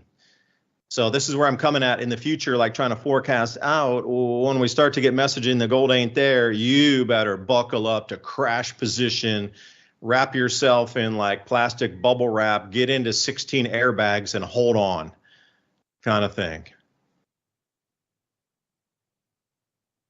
Or not, if they say it's there. Well, I did want to say this. I personally am not a rich person and have never been rich or wealthy or any of that. Well, I guess I'm rich in the sense of the word rich, but wealthy as far as monetary wealth. My family's not been wealthy, but maybe back in antiquity, but not any time recently. However, oddly, I know more than a handful of millionaires or multimillionaires. And you know, they're all saying the same thing. If you don't have gold, silver, and real assets, you are not going to make it through the transition. And why are they still worried about a transition despite being pro-establishment or the current administration? They were all on the boat with that, and they still are predicting that there's going to be hard times. Now, I'm no genius or nothing, but it seems like they might know something or they wouldn't be millionaires. Because some of these people are not, born with the silver spoon up their butt millionaires. They're people that invested in the decades past and now are millionaires or multimillionaires. And if they're sitting around collecting gold, physical gold, at their places that they're stashing it, and they're making bug out places, and they're doing that, they might be on to something. I'm just saying. I kind of wanted to switch gears into a topic, kind of what we were talking about Chernobyl, and you mentioned the volcano. But what if, and bear with me, this is just a what if because it's all possibilities. So the odds on the newly, and keep this term in your mind, newly discovered. In other words, they didn't know it was there until they saw it, which is the case with most large bodies passing the Earth. They don't see it till it's on the way out. So they discover it after the danger or the potential danger has already passed. So now we're tracking this 2024 YR4, nicknamed or dubbed the City Killer, right? So the odds on this unexpectedly have gone up, and then they've gone back down, and then they've gone up. But recently they went up to 3%, which is the highest of any threat level of an object that come to us. But I want you to look at this graph, if you could see it, this GIF somebody made. All those little white dots are bodies flying around all over the place. Whether they're garbage or junk or they're small asteroids, meteorites and stuff, it's everywhere out there. And we can barely see it. Elon's satellites, right? Yeah, there's a bunch of that. So you're looking at all of this stuff. This is how close it's going to get into us, if not hit us. And there's a lot of predictions that in these clone models, virtual clone models. So what you're looking at is places it could possibly hit. I showed this last week, but we'll go into a little more in depth here. So if the odds keep increasing the further we get to 2032, which is funny number there to pay attention to, the odds on this hitting somewhere from Brazil over to the Middle East are, pretty big. So this is like the asteroid that made a hole in the Arizona desert. So this is 10 times a Hiroshima blast if this one object hits it. Now keep in mind, that's just the object that we spotted recently. There's probably billions of objects out in space. I mean, trillions if you count the whole universe and things going randomly on their trajectories through space that we have no idea about. But let's just say one of these hits, either the moon or even the Earth. Here's another prediction here that shows 3 of them hitting. One of them on the Earth, one of them on the moon, or I think it's 3 of them on Earth. But either way, if one of them just hit anywhere, say it hit down by Rio de Janeiro and Brazil, which is a giant city down there, and a major agricultural center, right? So the rest of them would kind of hit just south of the Sahara Desert into the north of the Congo and all of that stuff. But the last little ones hit over into Saudi Arabia, Yemen, Oman, etc. This one thing could change things for decades to come. Say it hit in the ocean. And you were just talking about moving grow zones to North Africa. Well, if something like that happened, let me tell you, there's going to be a lot more rain for North Africa, for one, because there's going to be a buttload of water in the atmosphere if it hits the ocean, right? And then you're talking about volcanoes. Now, what if we get hit by a twofer?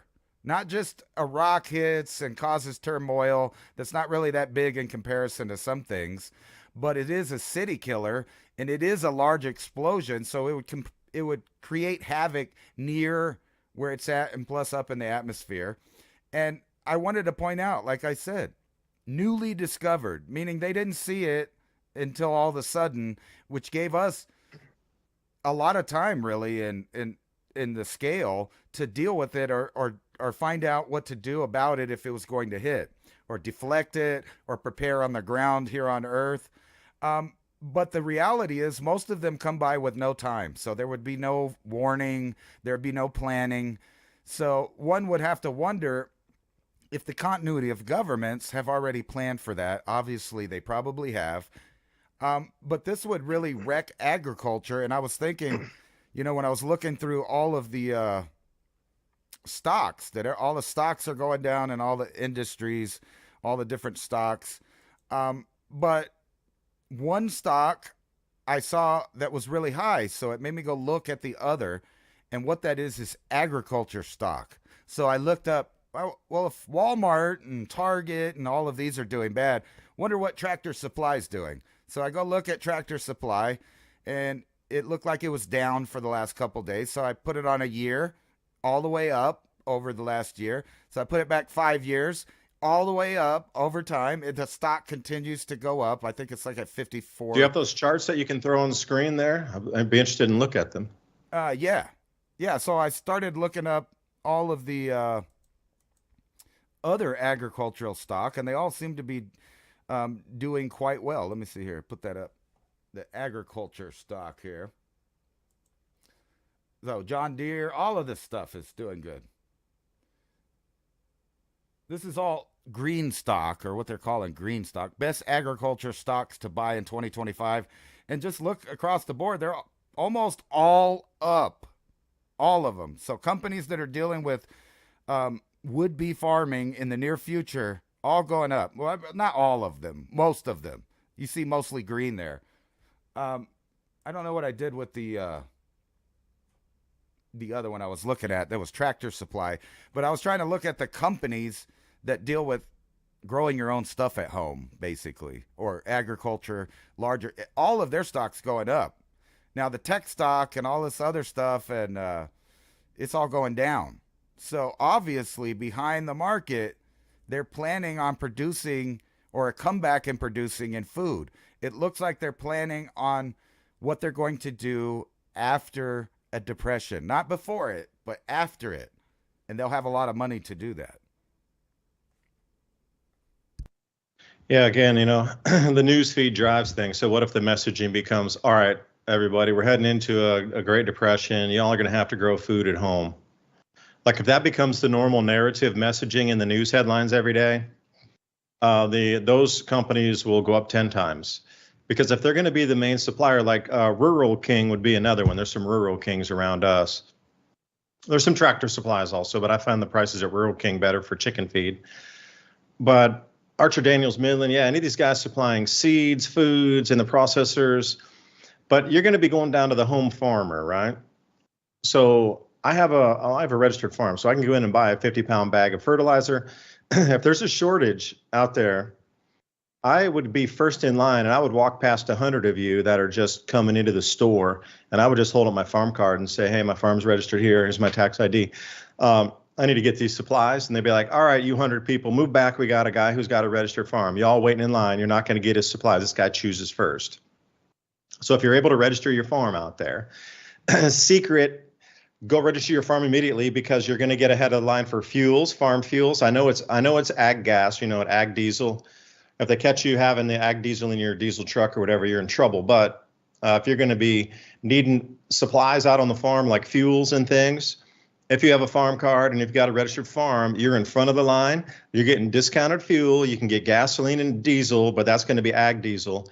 They color it different, so they know. Like if somebody was really going to test your gas tank, they could stick some down in there and see if it's like sort of the reddish or if it's green. So the ag diesel obviously has more of a green hue to it. So that's the easiest way you can see, because you're not supposed to be running ag diesel on your regular road taxed vehicle, because the tax from the pump on that disappears. So your diesel's like going to be way super cheaper coming out of the ag stores or co-ops if you can get it. And if you're going to be getting like bulk supplies, you can get that too. Yeah, and that was the poly market are we going to hit. But imagine just the home gardener. Like those are the stores that would take over for home gardening, like a shovel, a spade, like a 5-pound bag of fertilizer, a 5-pound bag of phosphorus or something. Okay, you're coming into bloom. Here's a 5-pound bag, a 1-pound bag. You don't need a 50-pound bag. And pure nitrogen, like I burned all the grass around my trees, because even me, I was pretty good putting fertilizer down, but I wanted to use 4500 by itself. And a friend of mine, Ryan, was over at the house and was like, I was asking him, "Hey, you see those rings all around my tree? What do you think happened?" And he's like, "I don't know." And I was like, "Yeah, because I fertilized around the edges of all my trees in the ring, and it was perfect rings around every single tree. I had burned the grass by applying too much fertilizer. So you could see the rings around where the fertilizer, the 4500, the pure nitrogen, just had burned my grass so badly it killed it. So I had these perfect dead rings around all my trees where I over-fertilized." All right, so nobody needs a 50-pound bag of that kind of pure nitrogen unless you got 150 fruit trees or something, or 50 acres to fertilize, or a backfield to fertilize, whatever. But those stores are the ones that are going to supply the average mom and pop backyard gardener during this depression time. And just like if you read the stories of the depression, there were some services that was the time that they made more money than any time in history. Like there were $100 million companies formed at that time. I mean, the thing they give you in the media is a Great Depression, everybody loses everything. That is totally the opposite of what's true. Those who are not prepared or in the right industry or have the forethought to offer the correct service or the correct commodity or good or tool at that time are the ones who don't do well.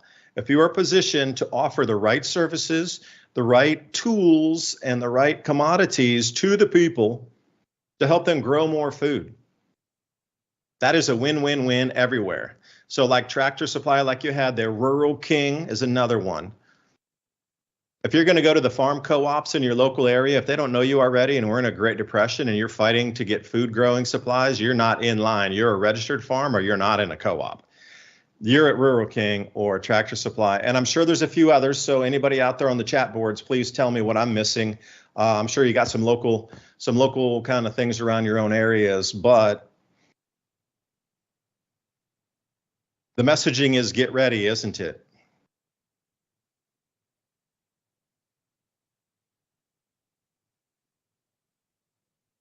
It sure is. I've been trying to get ready. As a matter of fact, our days are about to be longer now. So if you're thinking about getting ready this year, it's today. Or tomorrow. Get ready. Start doing it. Matter of fact, I know most of you guys and the rest of the nation are freezing all the time, despite the global warming. But where I'm at, it's decent. I think it's 40 outside. It was up to 70 something today. If I would have known that my specific little square inch on the map was going to have an average of 70 during the winter, I could have grown a lot of stuff this winter. But I didn't know how cold it was going to get. And we did have several, single digit episodes that, but my lime tree outside, it lost a couple leaves, but it overall did good. And that doesn't even, it's not even supposed to be in an environment that has freezing temperatures, yet it's fine. I mean, because it wasn't cold that long.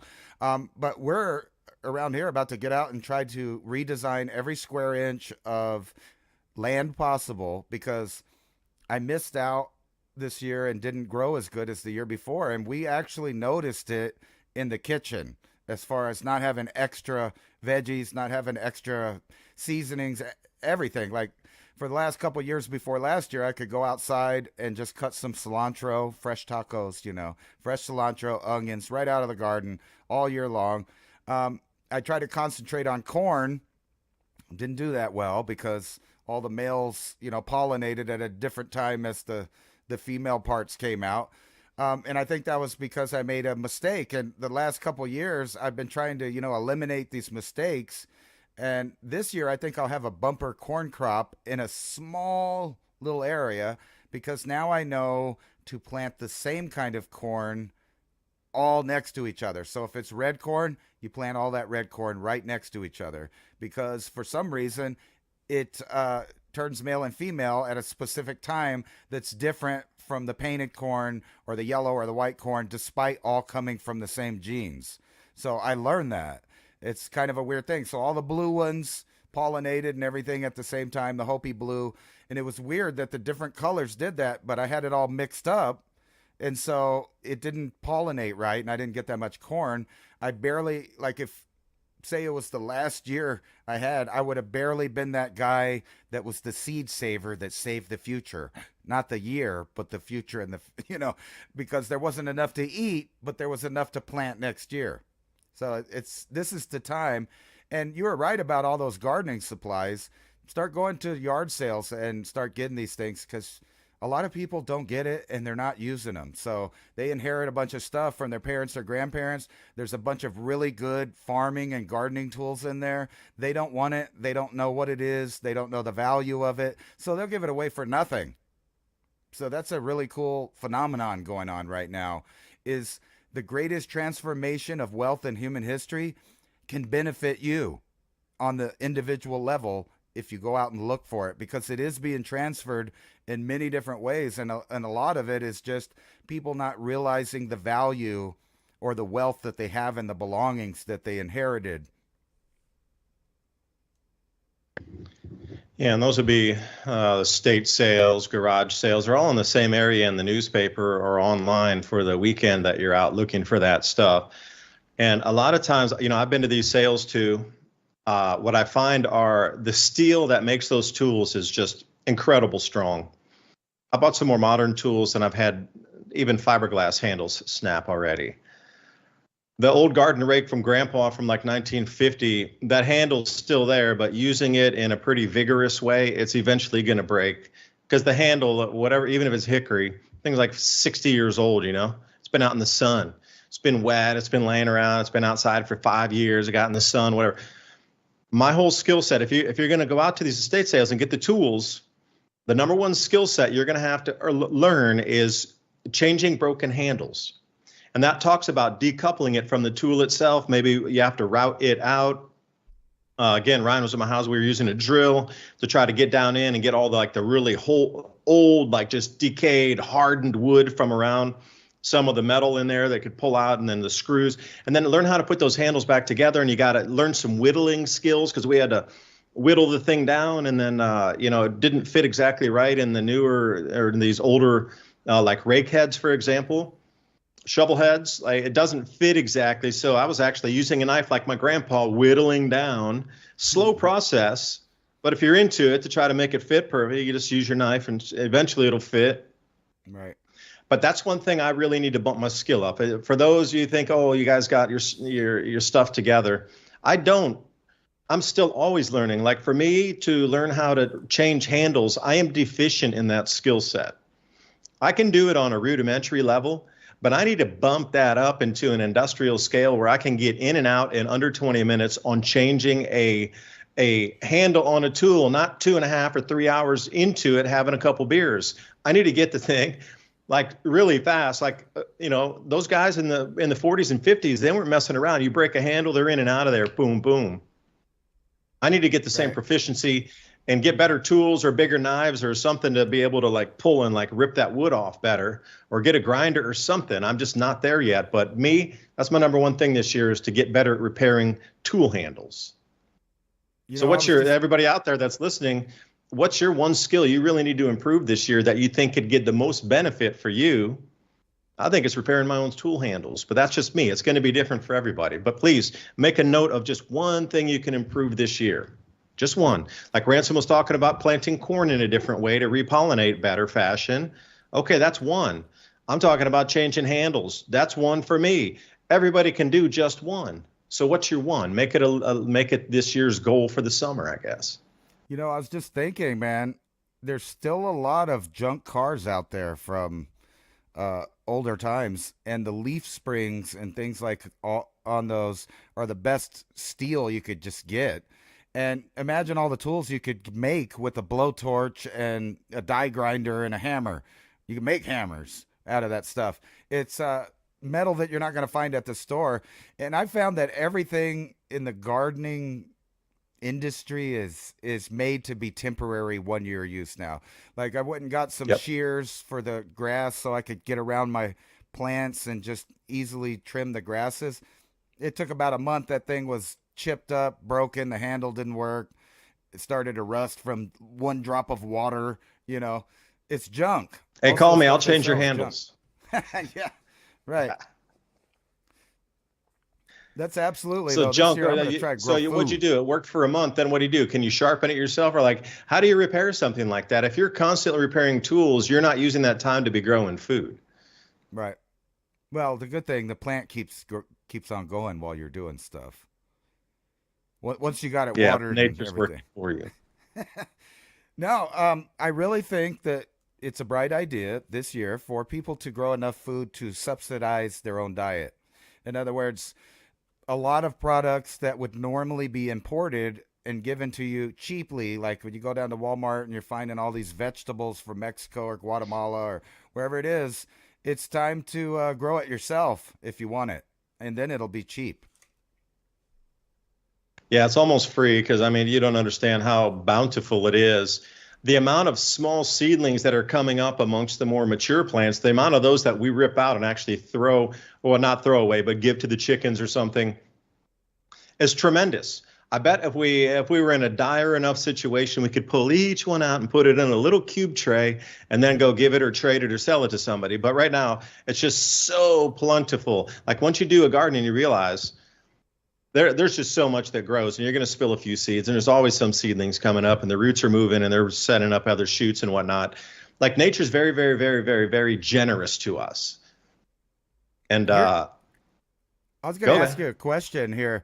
What do you think about the portion of the Trump administration that is claiming to roll back all these regulations? Do you think that'll trickle down into the state and municipal levels to make it easier for people to actually victory garden and things like that? That's a good question. Are we going to stay over-regulated where you're not allowed to do anything on your own? Or you think that they're actually going to ease that up by necessity because of the problems inherent with ripping the Band-Aid off of the system? Well, again, that'll be an individual state basis, just like it is with so many other laws. Marijuana legalization, everything in between.